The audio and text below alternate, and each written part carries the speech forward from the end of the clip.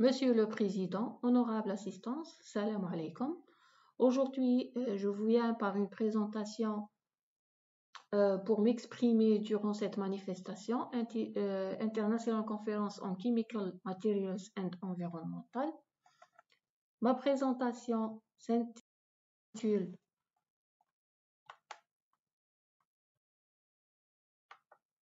Adsorption of plomb and cadmium from aqueous solution using sheep horns as an adsorbent. Cette présentation est présentée par moi-même, Dr Souad Rafiqa, affilié à l'unité de recherche Materials, Process et Environnement de l'université de Boumerdès.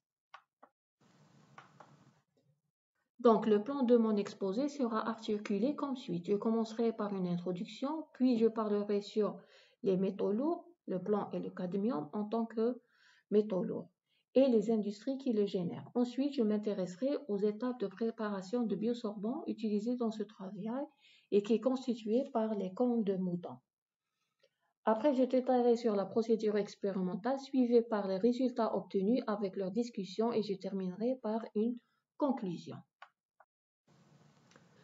L'eau est un vecteur transportant des métaux lourds de leur source jusqu'à notre corps humain en passant par les chaînes alimentaires. Il est bien connu que les métaux lourds sont toxiques pour les organismes vivants.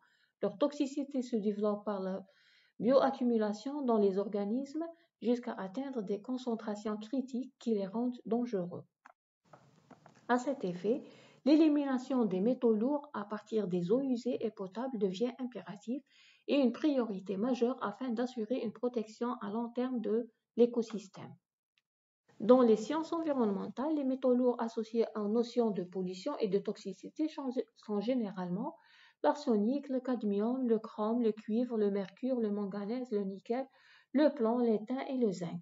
Notre attention a été orientée vers le plomb et le cadmium qui sont considérés des métaux toxiques qui de plus est accumulé lentement dans les organismes vivants provenant de la chaîne alimentaire et a plusieurs effets nocifs sur l'environnement et la santé humaine. Commençons tout d'abord par le plomb. Une forte dispersion dans l'environnement, utilisation intensive par l'homme, activités minières et industrielles type fonderie, accumulateurs, pigments, alliages, munitions, etc. Une baisse de niveau d'exposition, interdiction depuis la fin des années 90 dans l'essence automobile, les peintures utilisées à l'intérieur des habitations et les canalisations de l'eau. Pour les dangers provoqués par le plomb, dans les organes ciblés sont les systèmes nerveux centraux, en particulier au cours du développement du fœtus et du jeune enfant, relation inversement proportionnelle entre concentration sanguine en plomb et le score de QI. Chez l'adulte, l'effet sur les reins, augmentation prévalence des maladies chroniques et sur le système cardiovasculaire. Pour le cadmium, il est présent dans différents compartiments de l'environnement, sol, eau et air, présence à l'état naturel dans la croûte terrestre et apport tropique, activités industrielles et agricoles.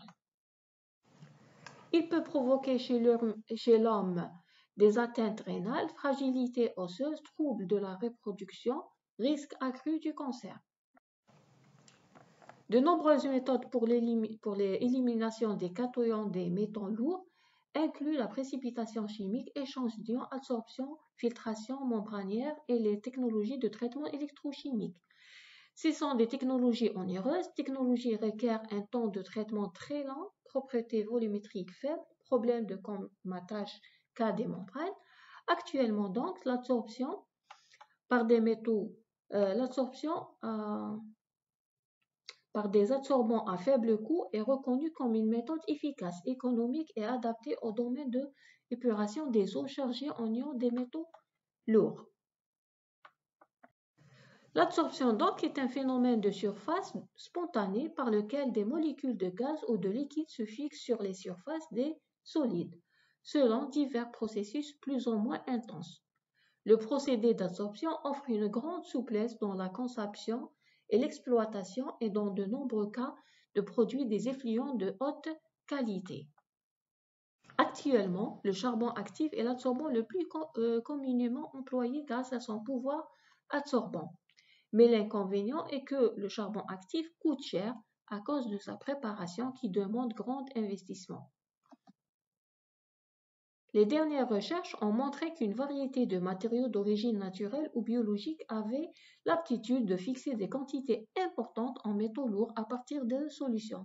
C'est dans ce contexte que nous sommes proposés de tester un biosorbent naturel à base des cornes de mouton qui sont disponibles en grande quantité et du fait de son exploitation facile et peu coûteuse.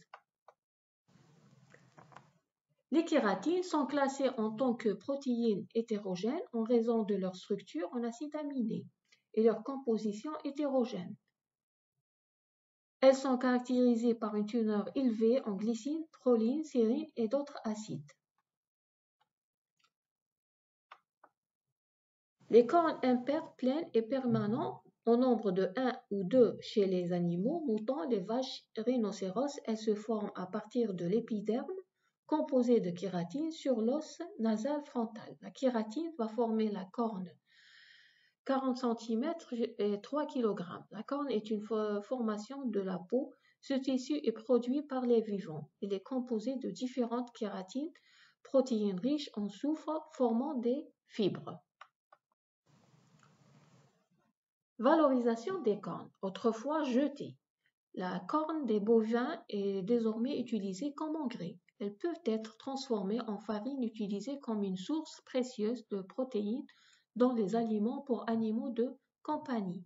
La kératine extraite du sabot est une biosource exploitée dans le domaine du cosmétique et du biomédical. En Algérie, ce sous-produit n'est pas valorisé. Il suit les voies d'élimination comme tout autre sous-produit animal générant ainsi des problèmes de santé et de pollution.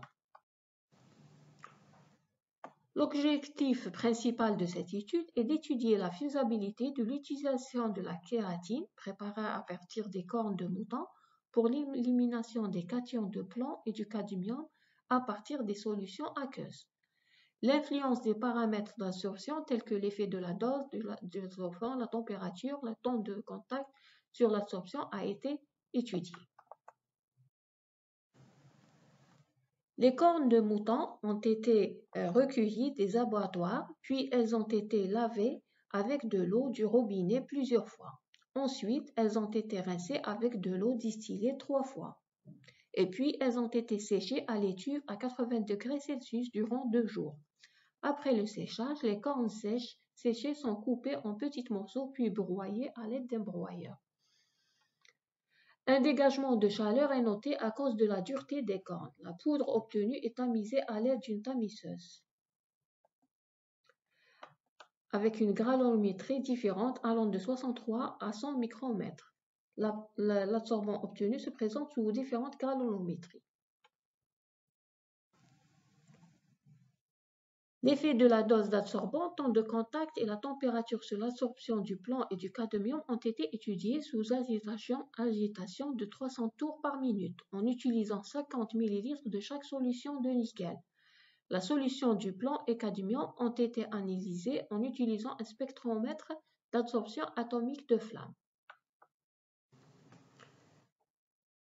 Pour les isothermes d'absorption, les résultats expérimentaux ont été exploités selon les 2 modèles connus, Longmire et Flendrich. Pour l'étude cinétique, 2 modèles cinétiques ont été sélectionnés. Dans cette étude, pour décrire le processus d'absorption, on a le modèle pseudo-premier ordre et le modèle pseudo-second. Les paramètres thermodynamiques d'absorption sont l'énergie libre de Gibbs, l'enthalpie et l'entropie ont été déterminés selon ces équations. Les caractéristiques physico-chimiques de la poudre de kératine sont mentionnées sur le tableau suivant. L'influence de la dose de l'absorbant sur la capacité de biosorbant des ions plomb et cadmium ont été examinées en modifiant la masse de la poudre entre 0,02 à 1,5 g. Donc, l'efficacité de l'élimination augmentait avec l'augmentation de dose de l'absorbant jusqu'à 1 g, tandis que la capacité d'absorption diminuait. On peut supposer que plus la masse de l'absorbant augmentait, plus les sites de biosorption étaient disponibles pour lier les ions métalliques dissous dans la solution.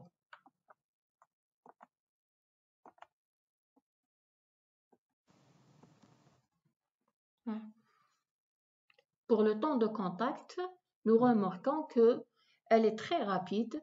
L'absorption est très rapide. Au bout de 30 minutes, on a l'absorption des 2 métaux lourds.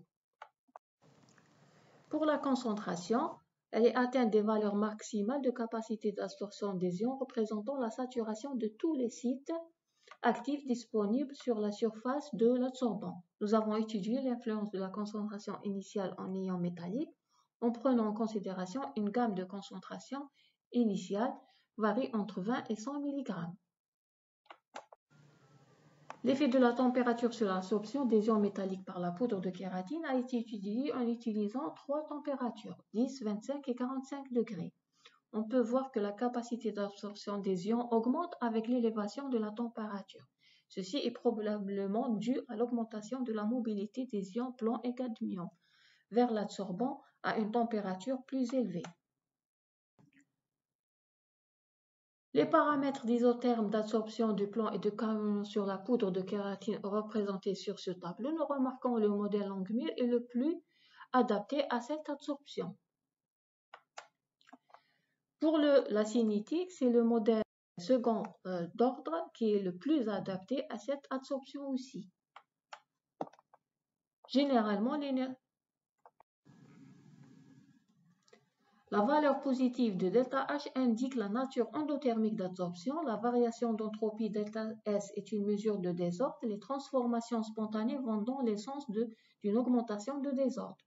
Dans notre cas, la valeur positive de ΔS pour les différentes absorptions reflète l'affinité des ions métalliques et indique l'augmentation du caractère d'aléatoire à l'interface solide-liquide durant l'absorption sur la poudre de kératine.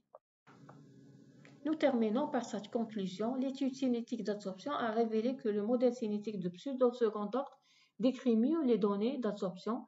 Les paramètres thermodynamiques ont montré que le processus d'absorption est une réaction physico-chimique spontanée et endothermique. D'après les résultats obtenus dans la présente étude, nous pouvons conclure